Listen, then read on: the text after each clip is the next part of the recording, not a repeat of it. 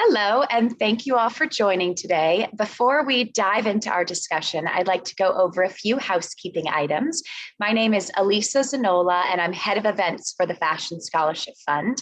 As we're all extremely familiar with Zoom at this point, there are some great features that we do want you to utilize.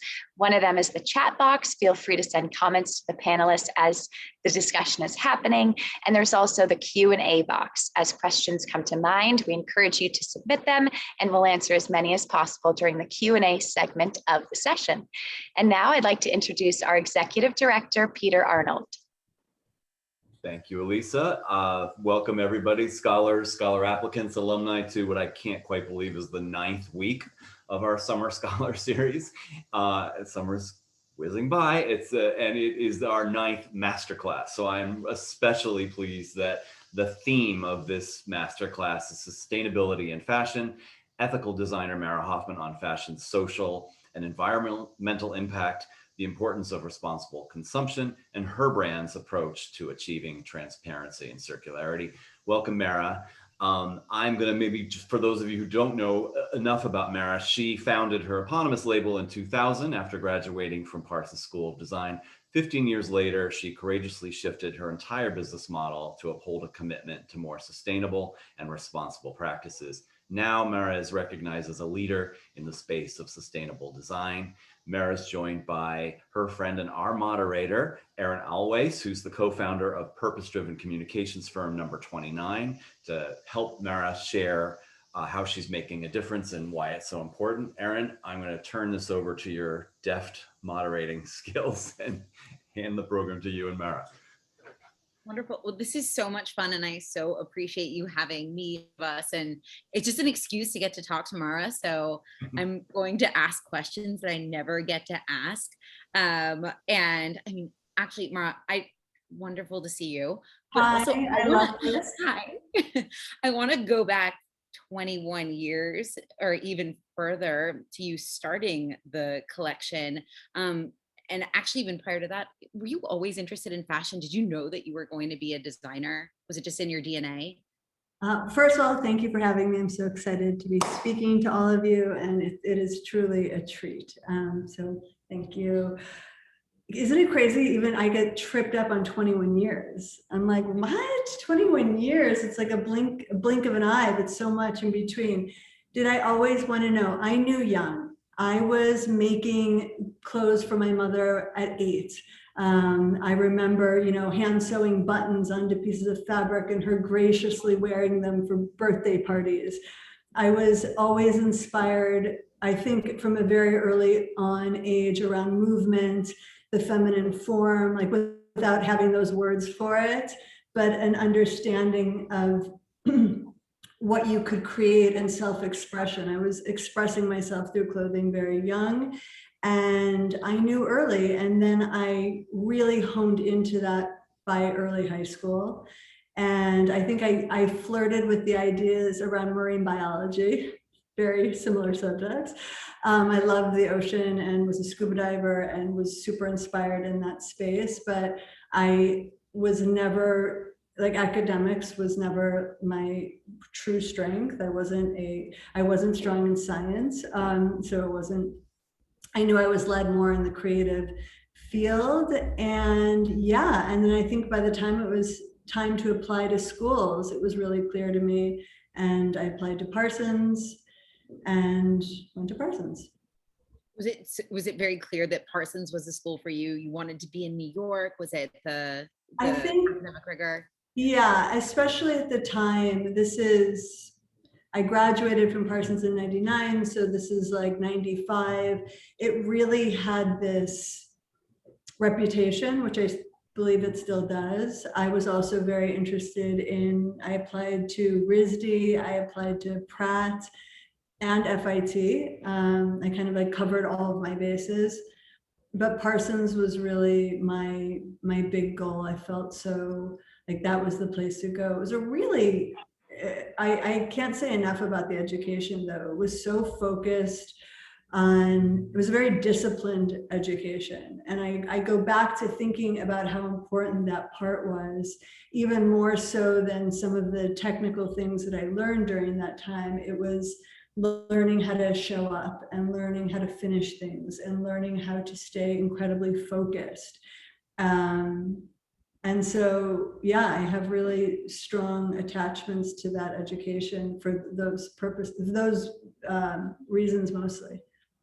I'm curious too. I mean, while you were in school, apart from the academics and the work that you did you have an internship? Just thinking through the student experience and the opportunities that being in New York affords someone. Yes, so I actually was incredibly fortunate to I spent my sophomore year studying in Paris at there was a Parsons in Paris.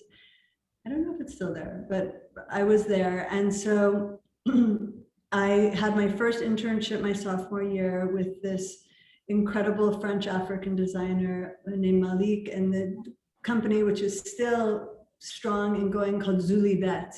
And so without even knowing kind of those attachments that would come later, his whole philosophy was about deconstruction and reconstruction.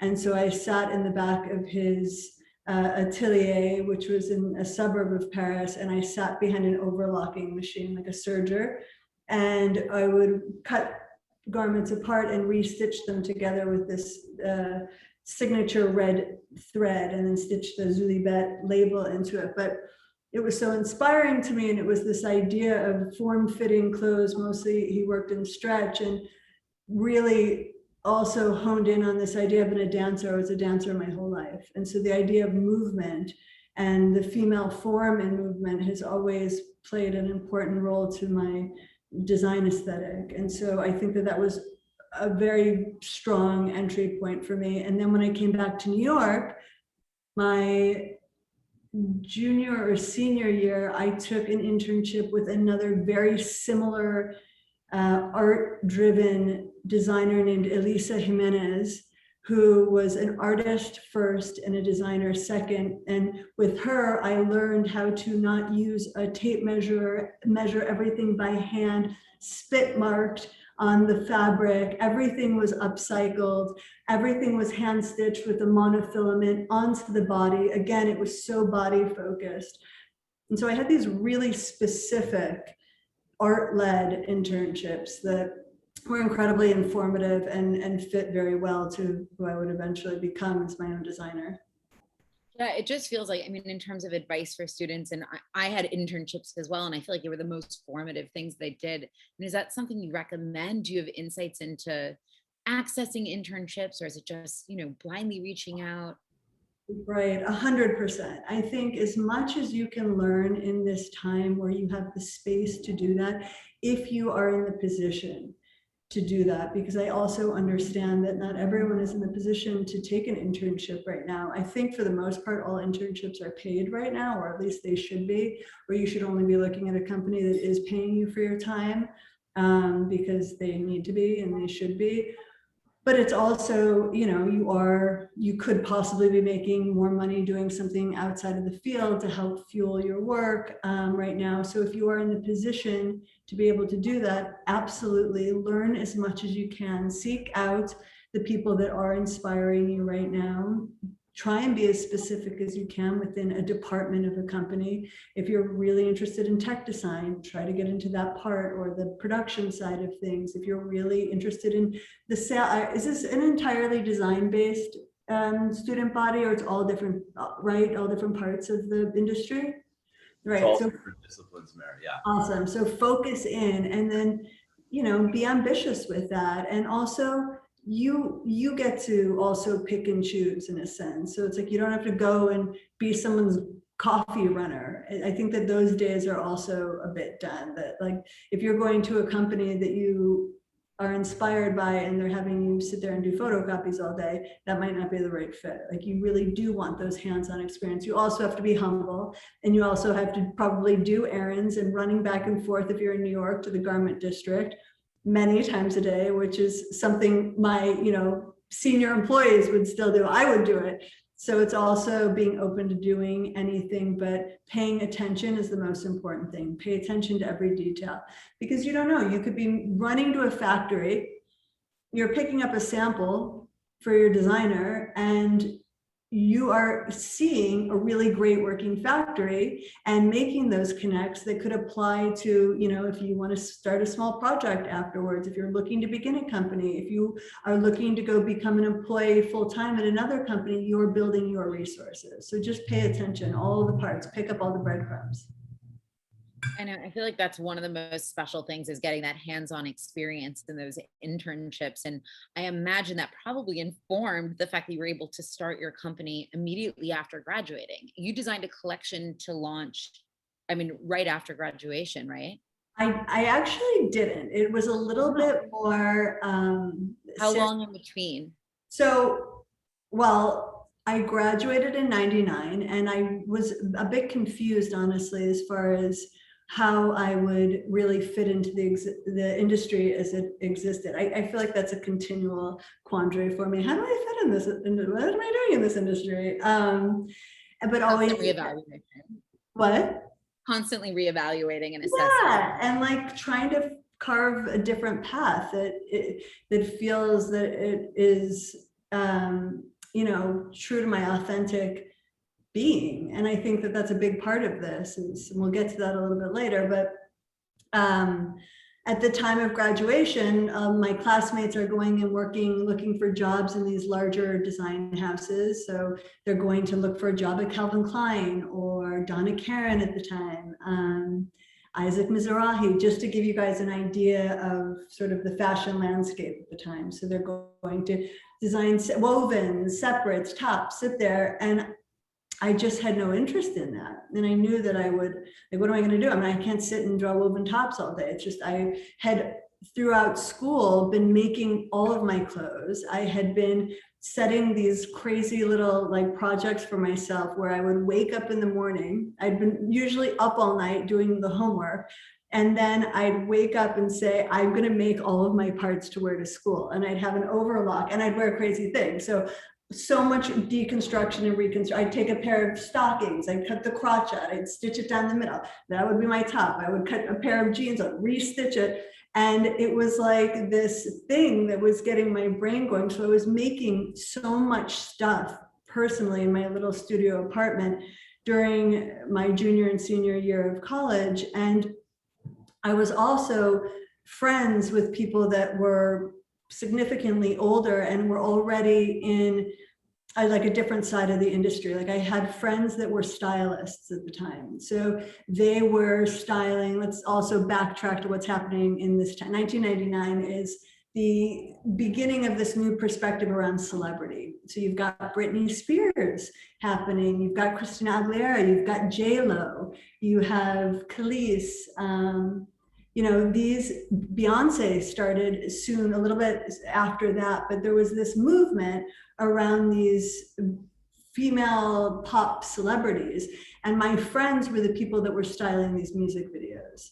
And so they would come to me and say, I need something for this video. We're doing David LaChapelle, Jay-Z shoot for the VMAs. Can you make all of the outfits? It's in like 3 days. And I'm like, yes. And everything in stretch. I'm cutting on my floor. And both really of those internships are informing the way that I was working. It was a very intuitive, like, again, artful way of putting things together. But so I had already established these relationships and had started to be able to make a little income that way too, by selling those pieces. So upon graduation, I was like, how am I going to go from this to sitting in an office all day? That's just not going to work for me. So I was bringing some clothes to a friend's consignment store, because I would do that too. I would drop things off and see what would sell and make a little money. And I ran into Patricia Fields, who now backtrack. This is the very beginning, inception of Sex and the City. First season of it, right? We've got the redo coming out, or the reunion coming out, but this is the very beginning. And so for those that don't know, the creative visionary behind the whole movement and that moment in fashion, decades of fashion, her name was Patricia Fields. And Patricia Fields was an icon, still is, in New York City. But during this time in the 90s, she had 2 stores in New York, and they were like the church for club kids, right? So there's a thing called club kids, and there was a big club culture in New York City where people would deeply express themselves the way that they would go out at night, like full wigs, platform shoes, making their clothes. It was like a fashion show. It was so cool and artful and real and authentic, and there was no Instagram. And this was like the real deal, like fashion art movement, I think, one of the big ones in New York City. And so she had these two stores. She was in the friend store that I was bringing the bag of clothes to. She liked what I had on and said, "What's in the bag?" I empty my bag. I show her what's in the bag. She goes, "I'll take the whole bag for $250. I'm like, "I'm fantastic. Great. $250. Give her the bag. She takes my number. The next day, her buyers for her two stores call me and say, "We'd love to see what you're making." And so I invite them over to my studio apartment on 28th and Lex above Curry in a Hurry. I have a pile of clothes, literally a pile of clothes on the floor that I'd been, making. Their things that I'd send out. They sat on my little futon, and I went through the pile and I put piece after piece on, and they placed an order for their stores, an order for $5,000. And that was like huge. I mean, I still think an order right now for $5,000 from the right store these days is not bad. But that time, being right out of school, it was like the equivalent to me of like $20,000. It was like, oh my God, what I could do with $5,000.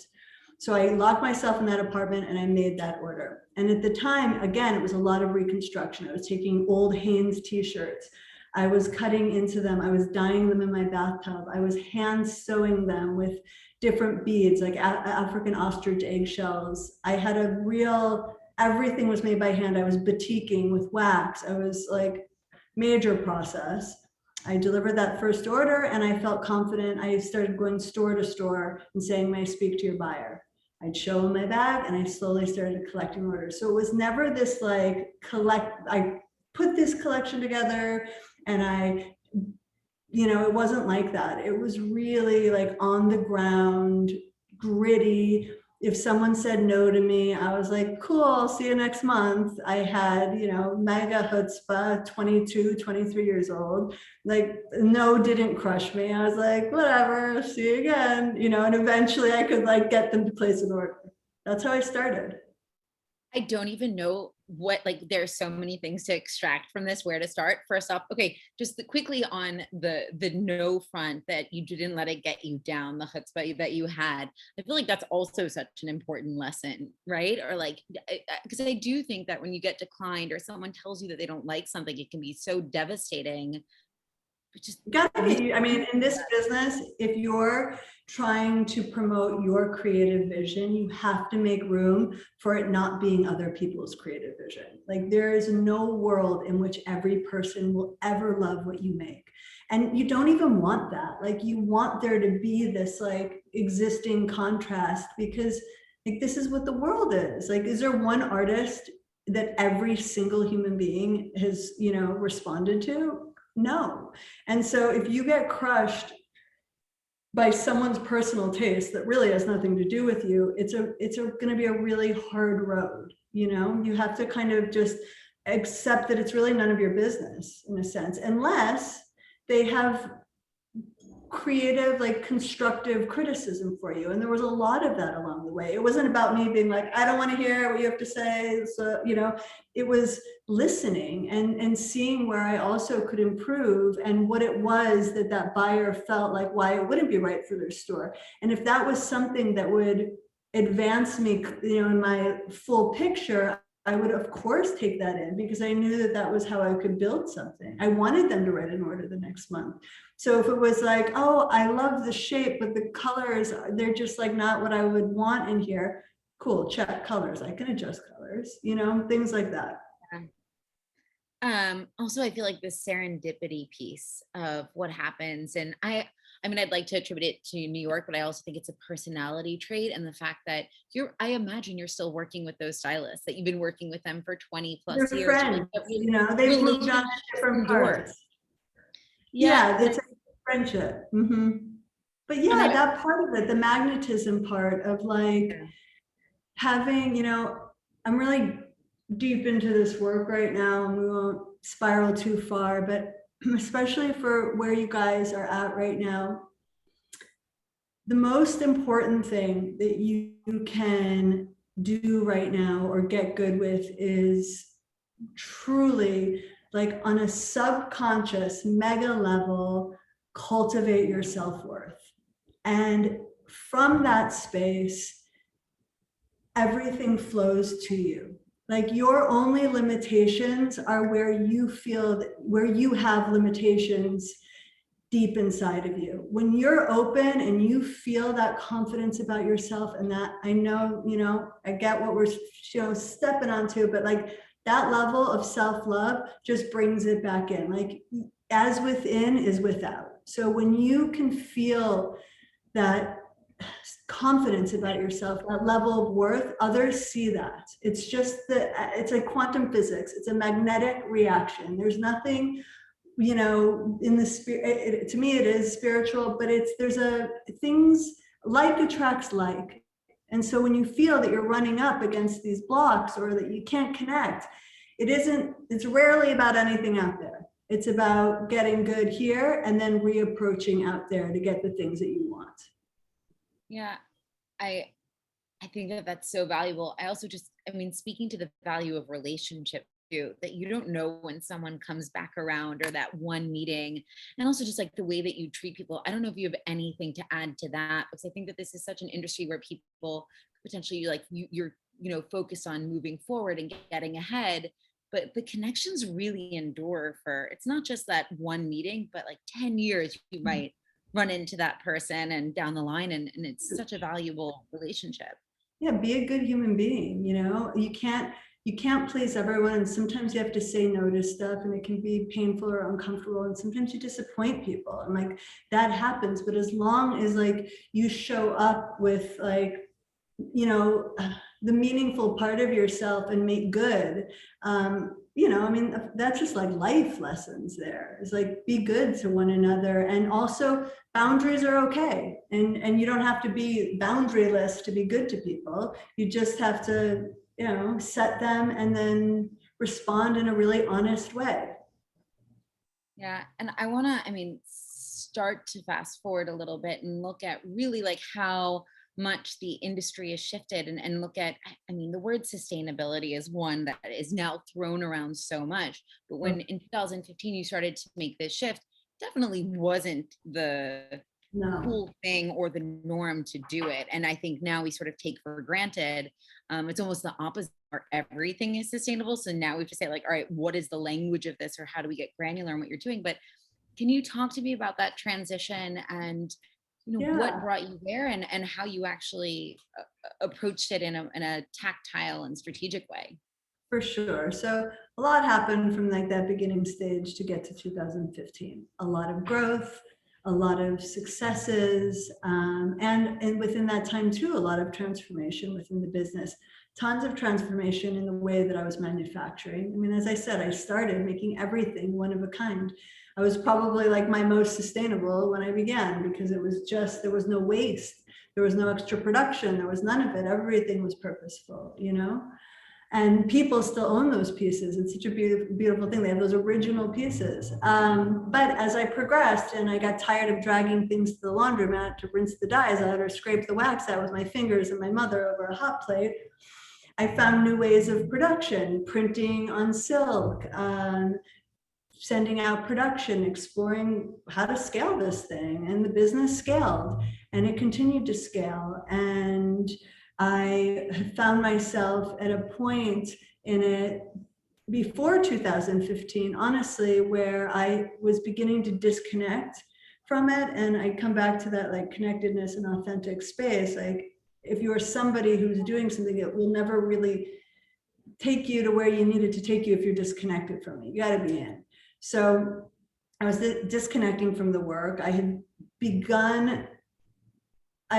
become more aware of the impact in the maybe year and a half, 2 years, we're talking like 2013, 14, I was aware, but it wasn't like a screaming awareness of, oh my God, this industry is so harmful. it was close to that mark. And when I started to get those twinges of awareness that, like, you know, once you know something, you can't unknow it. You're not like, oh, I just discovered this and I'm just going to put that aside. I tried to do that.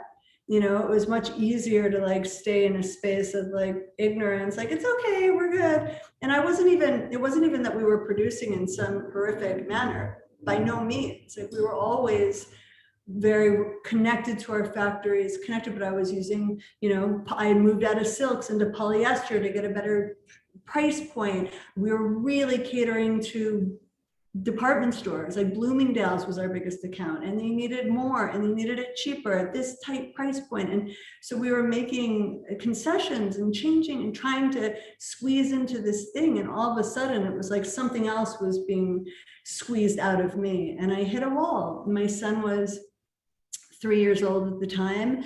And I just felt an enormous change or moment, ready to give up the business if I couldn't fix something about it, and had a conversation with my, at the time, director of production, who you know very well, Erin, Dana. And I know you've heard this story 100 times, but I went to her and I said, do we close?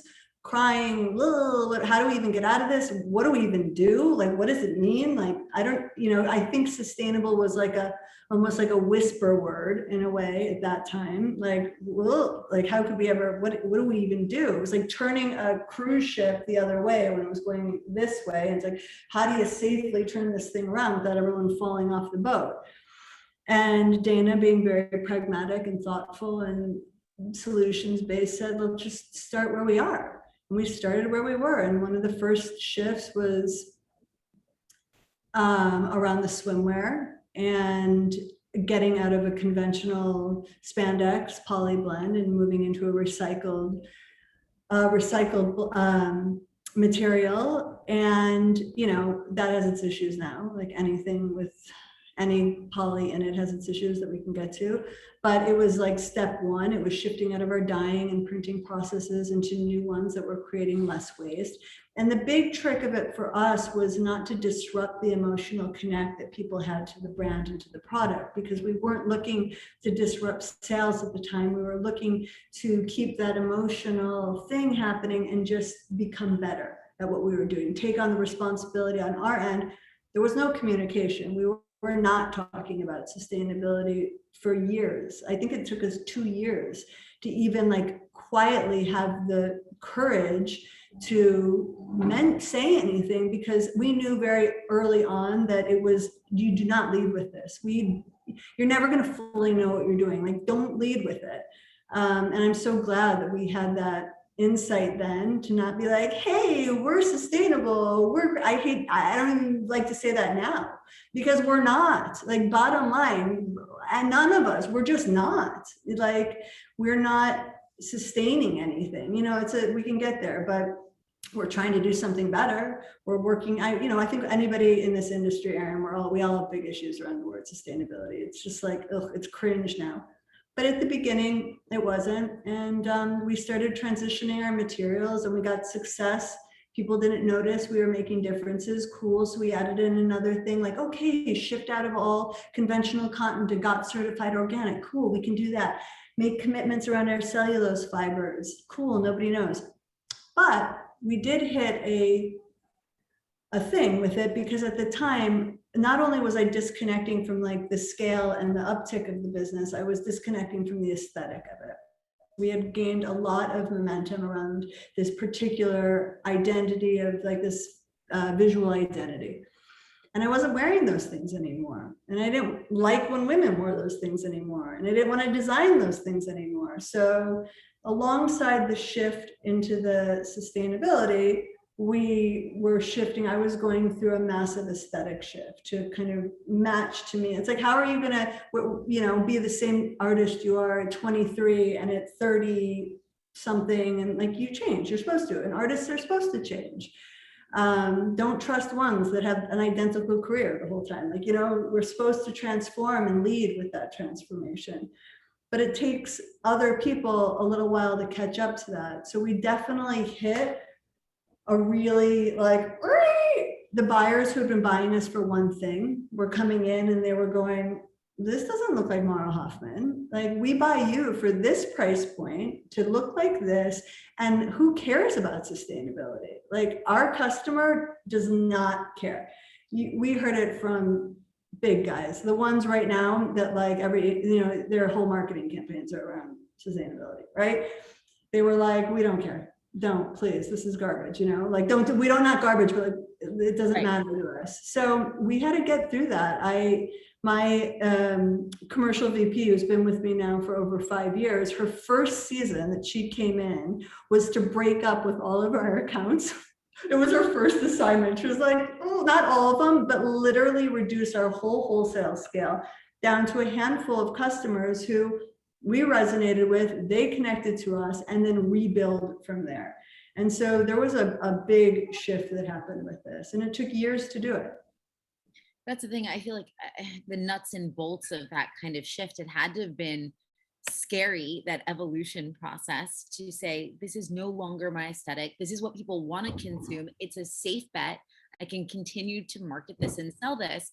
But there was just a breaking where you're just like, I can't do this anymore. But like, I'll die along, I'll peace out. So is that really being of service to like my entire supply chain, or all of the people that show up, of me just being like, oh, sorry, I don't want to do this anymore? Or letting that intuition, letting that thing guide you so that you can be of service to your community, and you can continue. If you know you're a leader and you know that you are a visionary, then you have to listen, because like that will help take care of the collective that's moving with you.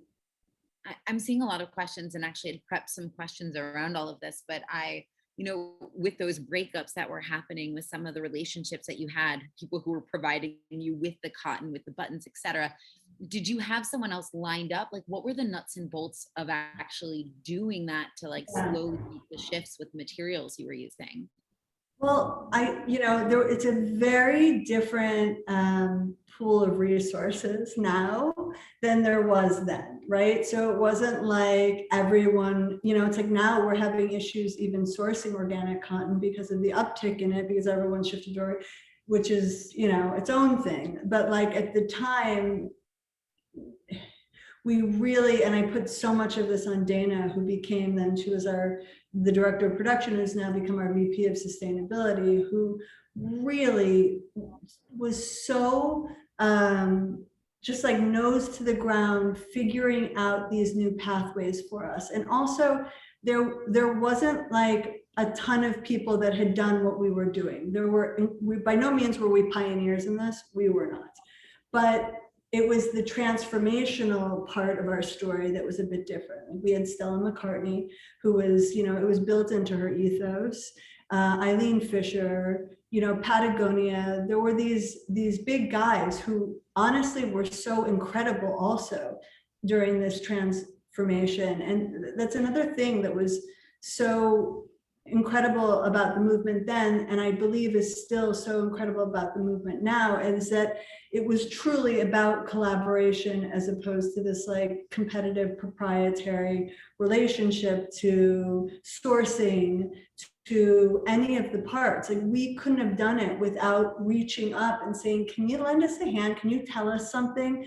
And those people that were ahead of us and had been doing this work far longer were so gracious and truly committed to what it means to actually shift an industry. And that is, if you want to make a move, you want everyone to do it. You don't want to be the only guy doing it. Like, if you want to see a movement work, it isn't about like, just our ship's going to rise and you're going to stay right here. Like, all the tide has to rise us all up to see something change. They knew that. It was in like the nature of this community and this movement, which was such a beautiful thing, to recognize that you can ask for help and people will help you because they really believe in this. Same now for the people that are really in this, my resource is your resource, and vice versa. So yes, it took a lot of work. And then as far as relationships with vendors, we did have to leave some and break up with some. And then there are some that took the turn with us and didn't know anything really about it, were out of this country, they were overseas, but they knew, they trusted that there was something to this. And even though they didn't know much, it was like, okay, well, what do I do? How do I shift my dyes? How do I shift, that process? Or how do I source, this fiber as opposed to that? And a lot of our people grew with us and some did not. Yeah. And I want to talk about what you mentioned. I mean, sustainability, then it was just like, you wanted to like kind of whisper, be like, it's design, it's about design. Oh, also it is sustainable. Like it wasn't the conversation people were having. It wasn't a selling point. And now we're in the opposite space where the word, I think we're self-conscious using it because it has been co-opted or there's greenwashing. Is there a language that you feel more comfortable using? I've been asked about transparency, circularity, regenerative, like those are kind of the buzzy words. There are words around it. Yeah. Yeah, I mean, those are all like sort of different parts of the puzzle, for those,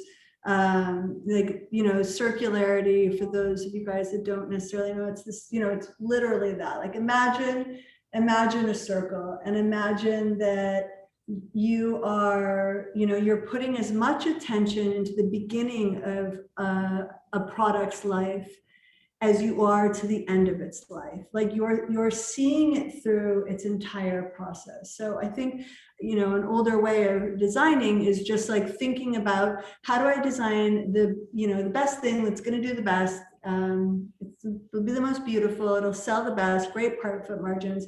And once it leaves its warehouse, good luck.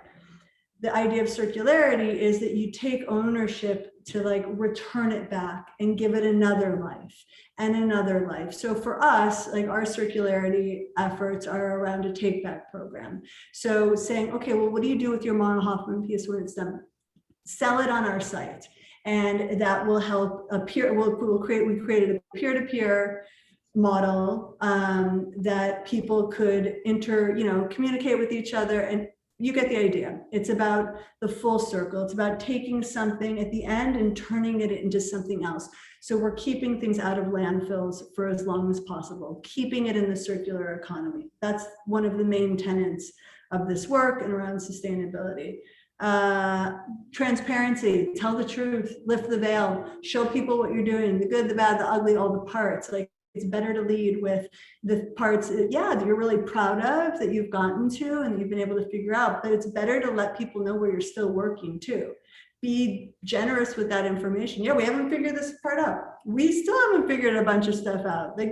But I'd rather people understand where our shortcomings are as well as where we've been able to advance in this work. So that's the transparency bit. I'm trying to see where you have the words. Yeah, I was like the things that we wanted to find. Responsible consumption. That's one of them. That's a really big one, because that is asking more from the other side of it. Like we can, but being a brand, it's about how do you communicate and inspire that out of someone. And what that means is it's consciousness. It is an awareness shift, that instead of just like blindly sort of devouring your way through existence and I want, gimme, which ultimately is more reflective of us just not being well as is, in humanity right now, that we just can't satiate our hunger for something, whether it's clothes or food or unhealthy connectedness. It's just because we're not feeling well. Humans are clearly not feeling well right now. So consumption's off track. It's like, I can't get enough to feel better. And as we go on to this, my biggest thing is that we're never gonna, if you have sick people, we're never gonna have a healthy planet. So it's like for me personally, my belief of this is that we can change all the materials and do all the things, but if we are not focused on the well-being of humans right now, we're not going to get out of this. Like, humans need to be well to be able to care for a planet. It's like when you have the flu, the last thing you want to do is take care of somebody with the flu. Like, the planet has the flu right now, but so do we. So we have to sort of start healing, mending, fixing those desires, fixing like whatever left us with these gaping holes. And then from that point, being well, we can take care. So I think about that quite a bit. And I just think that that consumption bit is, it's just about waking up to your own participation in it, and not to shame you, or not to like, because everyone else is doing it, but more again, to like come back to that heart place of like, why am I so hungry? Like, why isn't there enough? And I mean, that's such a big one. It's such a big one that is so personal to each person and their programming and their upbringing and all the parts that like, what's the thing? But it's like such a worthy cause right now for each individual to get into, how do I get well? How do I get well? Because when you're well, you really need less. Yeah, and it makes so much sense to me that you launched Full Circle during the pandemic, that I'm sure these moments of adversity bring things up too, or it's how can we do it better? The planet is sick, people are sick. Yeah. Yeah, and so you did launch that during the We pandemic. did. We launched that during the pandemic, which was definitely, I know one of the questions here was like, what was one of your most trying, hardest, because you have these successes, but what, I mean, the pandemic, like 2020. I was just going to bring up, I was like, was this a challenging time? I mean, just look right behind, it's like, just right now. No, we're on the mend, healing ourselves internally here to get back. But yeah, that year, I don't know anyone who, I think there was incredible, like the most purposeful growth that has come out of this. If you were able and privileged enough to be able to do more than just survive during this, honestly, because it would be remiss not to recognize that like the privilege that comes with, making decisions around a business and not just keeping my family alive, or, dealing with way harder things during this past year and onward. But it was hard. We cut our business in half in a matter of 2 weeks. We let go of half of the team, and I have a very close, deep knit team that I love. These human beings, I know you're supposed to like, these people aren't supposed, I always get from Celine, they're not your family. It's a community. And I'm like, but I do love the people I work with, for better or for worse. No, always for better. Love is never, it's always for better. But it was really hard. And then dealing with so many unknowns. Yeah, it's everybody's story. It was a really hard year. Yeah. It is, and I think I have some rapid fire questions for you before we open up to questions. But all of this, I mean, Mara, I have to say, just like going back to childhood, which is my favorite thing, the fact that you wanted to be either a marine biologist or a designer all makes sense in terms of what you do, where it's like eventually like your planetary concern and your design aesthetic and all this. So yeah, it had to happen. But the rapid fire questions, your number one style icon. I think it's like a hyphen Cher Fran Lebowitz. Oh, like early Cher, like 70s through 90s / like all versions of Fran Lebowitz. Perfect.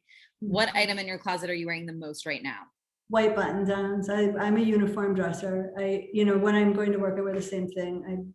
It's easy for me.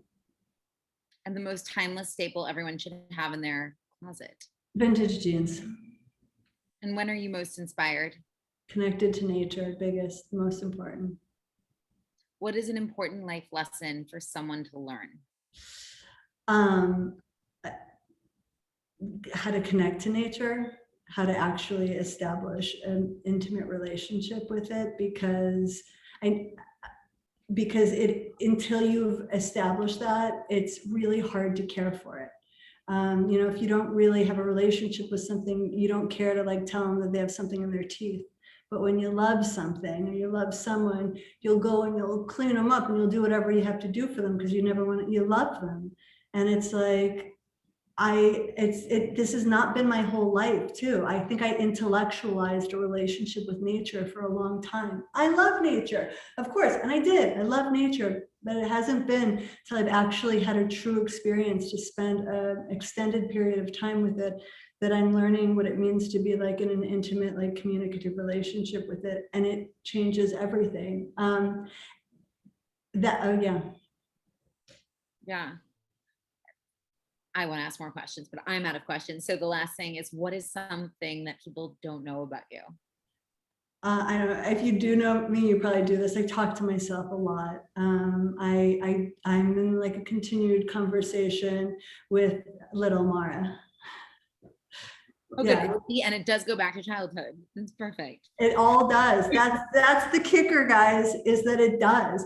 Like we think it's done when we're like out of it, but it's not done until like we've, resolved it. And everyone has something that like keeps you from the thing you want a little bit. So like it's there, it's sitting there. So for me, it's just being in communication with, I call her Marita, and like I talk to her all the time. Should I be asking, am I handing this over to you for the questions that are asked, or who's? Yeah, Erin, I mean, unless you feel comfortable going, I mean, there are a good number here. If you want to just pick some that you think are most appropriate for Mara, go for it. Yeah, let's see. I have this. So do you think someone with a science background, specifically environmental health, has the potential to work in sustainable fashion? Yes, come on, please. We need you. Yes, this is like, there's so much need and room for collaboration, especially in fiber development and moving into that. It's essential. Yes, you're the future. Let's go. The scientists are making such cool materials. And speaking of which, here's another one. For a new designer starting out, are there any particular sustainable fabrics or fibers that you would recommend starting with? One that is cost effective and unique, and you have a recommendation on how best to source them? I'm a big hemp girl. Like I really appreciate hemp for like the nature in which it's grown, low pesticides, no pesticides, low irrigation. It's an incredible crop to grow. It helps support the other crops next to it. The fiber itself really continues to get better as you wear it. So I am a big hemp person. I mean, honestly, like I think you can Google stuff now. Like I'm like, isn't that crazy that you can like literally Google how to find things? And I don't mean that in sarcasm or dismissal. I mean it like it's a beautiful tool that you have that we did not have in the beginning. So this is one that's really interesting. There are a lot of brands and companies claiming to be ethical and sustainable. How can we as consumers tell if they're being authentic? And what is your personal process for assessing? Yeah, it's tricky, guys, is like making your way through the noise. I think, do your research, get onto their site, get into like what they're putting out there. They should have like an FAQ or, for us, we have our approach. It's an our approach page. So if you go to that for us, you can literally see every factory we work with. We list them. We list our sources. It's all there. And God, I haven't been on the other end of it, of having to like believe someone in a sense that what they're selling to me.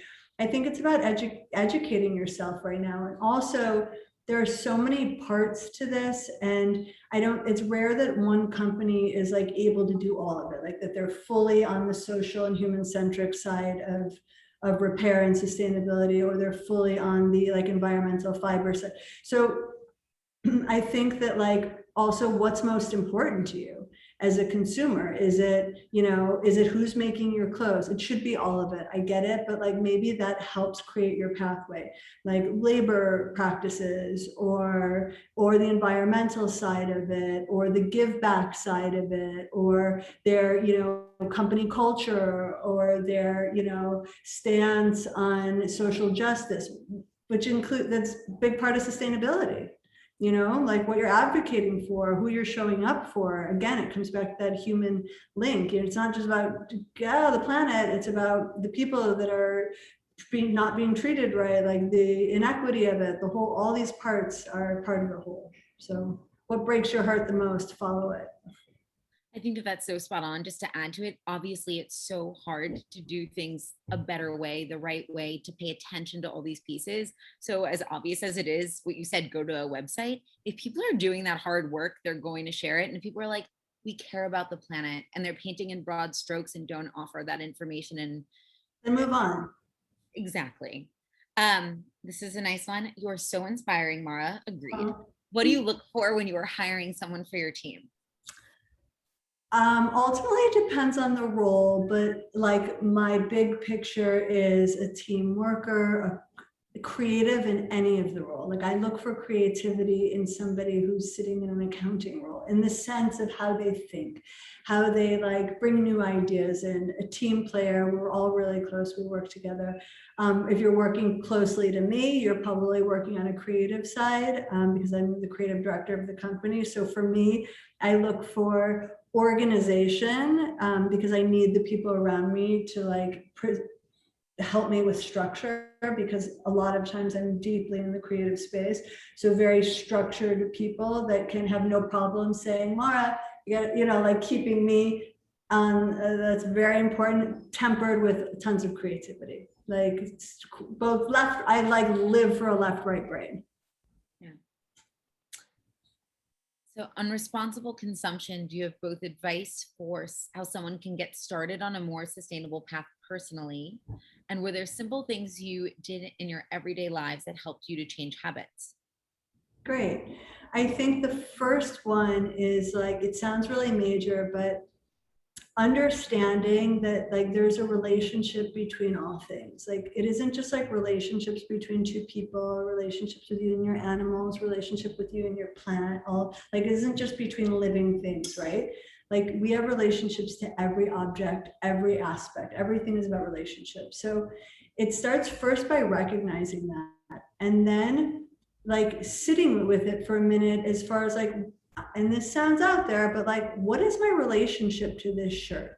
Like, think about it for a minute. Like, what does it actually mean to me? And sort of beginning to shift that idea. Like when you're in that like devouring mode, your relationship to things is really like faint, you know, because they come, they go, it doesn't matter. But when you start to establish like actually a more meaningful relationship with every material thing, that it doesn't mean like you're stuck to material things. Material things come and go, but it's about more integrity in the dynamic you have with everything that hangs in your closet. So you're like, how do I wear this more? How do I really be in relationship with this shirt? I'm going to wear it more. I'm going to take care of it more. I'm going to decide to see it last for a long time, so then I could give it to a friend and it's going to keep going. So it's first of all, foremost, that relationship. And then it's, you know, again, it's becoming aware. Like none of us have if you are in this meeting right now, then you all, I don't want to, that's a big thing to say, but you're all, I am going to assume, and I apologize if I'm wrong with this, but that you're in some bit of a position to be able to explore your place in consumption. And so I think it's about doing some of that work and then looking at what is it like when you go to the grocery store. It's the same way if you're starting to think about like how to feed yourself better, and you start looking at ingredients. You start, if I can afford organic, you know, you're going to do that. Or if I can afford to go to a farmer's market, if it's in my proximity, if I can make that happen, you're going to try and do those things. It's the same thing. You know, everything that touches your life, not that just goes inside of you, but everything that you bring in. Like, do I need this? And you don't need to need everything, every single item that comes in, because I'm all for feeling really like something that's so beautiful. And maybe you don't need that beautiful dress, right? You don't need that beautiful dress, but real quick, I just have to put that in there.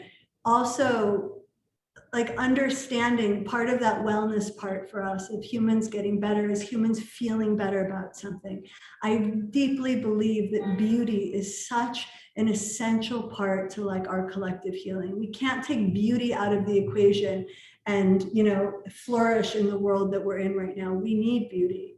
We need that. It's part of the human like makeup. And so if you acquire something that you feel is so beautiful and you put it on in our relationship and like appreciate the way you feel and look in that, that will change your day. It'll change your relationship to other things. So get into the feelings of things. If something's so beautiful, that's like a beautiful connect, and you feel beautiful and you feel confident in it and you feel whatever are your words, inspired, sexy, whatever, that's a positive thing. And I think, No, I love that. I'm And I like, actually, oh, we're like totally around the corner. And read, written research. well, Buy less. I think Buy that a this lot question, less. well, I think that this question is related. It's the last question, and then we're gonna have to say farewell. But someone said, I struggle with the idea of selling things to people. It feels manipulative at times. Do you struggle with this, and how do you overcome it? All the time. Constantly in conflict with my job being that I tell people to buy things that they don't need. And I have way too much awareness in my like worldview and my spiritual space that it is a continued conflict to, be in what is ultimately there's frivolity to it. And there's a part of me that, I see the world, and to be like, you need a bikini is really hard. But I also come back to what I just said before. I think, again, I truly believe in, the alchemy of relationship to things. And if I can be someone that inspires someone, through that one dress, like we all know what that feels like, I think, to put something on and love it for whatever it is, and that thing makes you feel better. And so I'm in it for the feelings. Like I always say, like, I'm in the feelings business.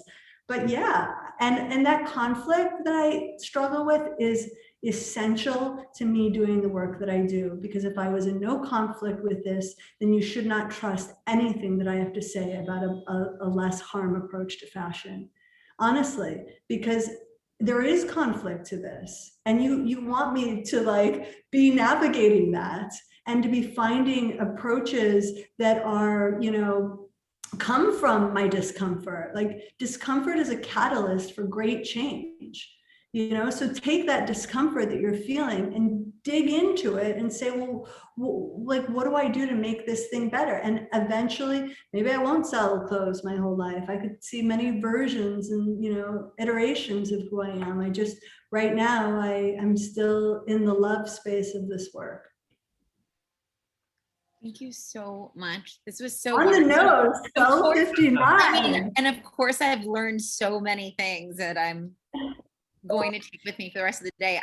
Should I hand it back to you all for any closing remarks? Sure, Erin, thanks. And thanks to you both, because it did feel like we were listening in on a very private but wonderful conversation between the two of you. So Mara, thanks for being so thoughtful, and thanks for your candor. And this was really inspiring. So we're very grateful to you, and to you, Erin, for facilitating and eliciting all this wonderful stuff from Mara. So thanks to you both, to everybody watching.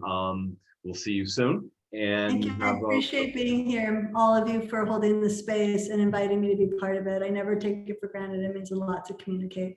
So thank you all, Erin. I love you, and it's good to see you. Thanks again to both. Thank you. Bye-bye, guys. Bye.